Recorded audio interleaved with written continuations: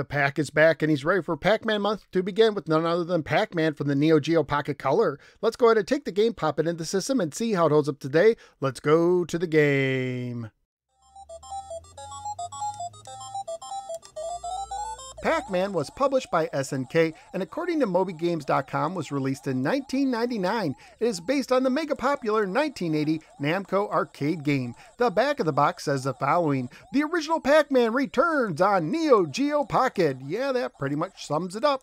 Pac-Man is a maze game for one player only. You could select to play either with a full maze on the screen the whole time or a zoomed in scrolling maze. When playing on the zoomed in maze, you could press pause and you could use the thumbstick to look around the maze while you're paused. For the control, use the thumbstick to move Pac-Man, trying to gobble up all the dots on the maze before the ghosts catch you. Dots are worth 10 points each and energizers are worth 50. While energized, you can eat ghosts, with the first one being worth 200 points, second being worth 400 points, the third being worth 800 points, and the fourth ghost worth 1600 points. But when the energizer runs out, the point values reset. There are also bonus items you can eat, starting with 100-point cherries and the point value increasing with additional items. You earn an extra life at 10,000 points. Clear the maze and it resets with increased difficulty. Lose all of your lives and the game is over. High scores are displayed on the top, but they get reset when you turn the system off. Graphically speaking, while not arcade perfect, the game captures the look of Pac-Man and includes the intermissions. The sounds are also solid but not arcade perfect. Family friendly wise, the game received an E for Everyone rating when it was originally released. Currently at PriceCharting.com, the game has a value of $13 loose, $42 complete, and $50 new.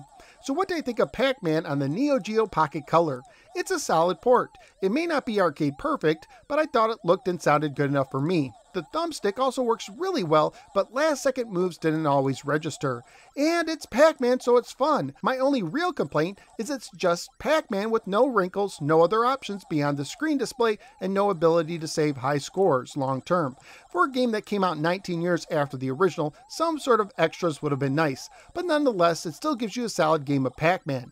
Usually at this time I rank games against other games on the same system, but since this is my first NEOGEO Pocket Color game review, that will have to wait until I review another game for the system. Pac-Man on the NEOGEO Pocket Color is pretty no frills, but it still gives you some solid Pac-Man action. But that's just my opinion. What do you think? Let me know in the comments below.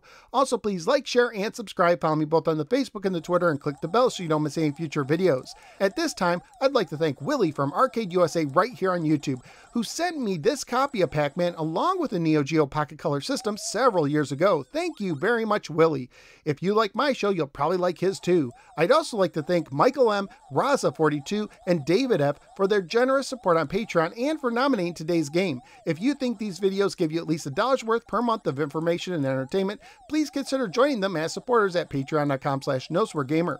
Not only will you help keep this show going, but you'll also get to be part of the nomination process. Thank you for giving me a little part of your day, and I look forward to seeing you next time on the next episode of the No Swear Gamer. Take care, especially when your Energizer is about to wear out.